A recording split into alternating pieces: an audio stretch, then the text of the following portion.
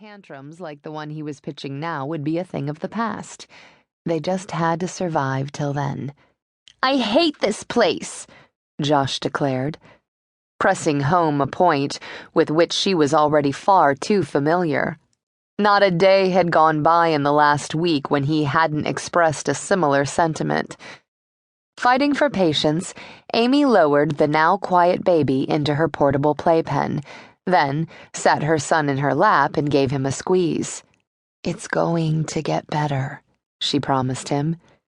He nestled under her chin in an increasingly infrequent display of affection. "When?" he asked, plaintively. "Soon," she vowed. No matter what it took, she would make this work.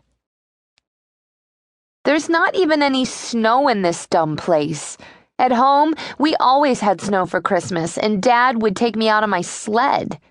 He sighed dramatically. "I miss Dad." "I know you do, sweetie. And I'm sure he misses you too," she said, though she was sure of no such thing.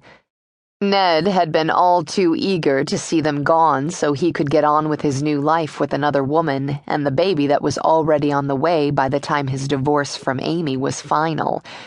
He rarely spared more than a couple of minutes for his calls to his son, and even those brief bits of contact had become less routine. Ned was an out-of-sight, out-of-mind kind of guy, which was pretty much how he'd gotten involved with a woman he'd met on his business travels. Amy, and his marriage, had definitely been out of sight and out of mind during those trips. Amy resolved not to dwell on her many issues with her ex today. Even though she felt awful, she was going to do whatever she could to make this first Christmas in their new home memorable for Josh.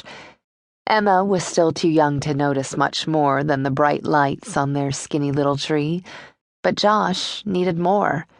He needed to believe that life in North Carolina would eventually be much like his old life in Michigan, perhaps even better.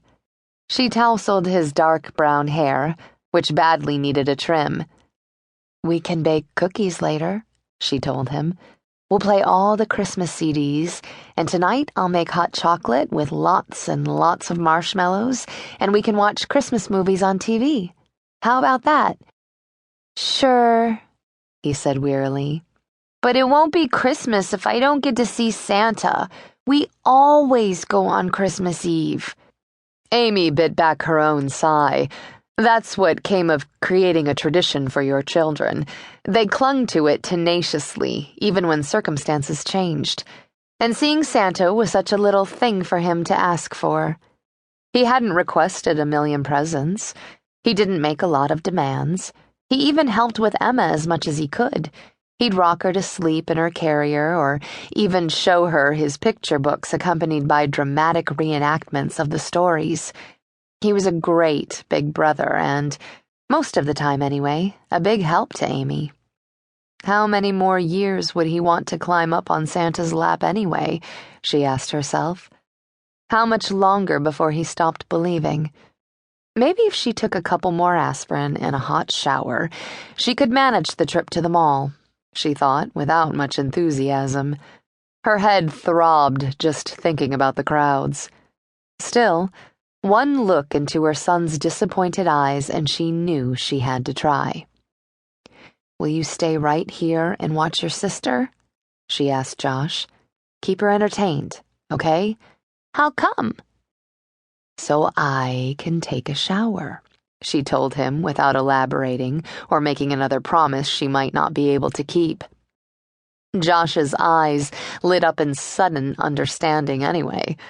"And then we'll go see Santa?" he asked, excitedly. "Maybe we'll go see Santa," she cautioned. "If I feel better." He threw his arms around her neck and squeezed. "You will, Mom. I know you will."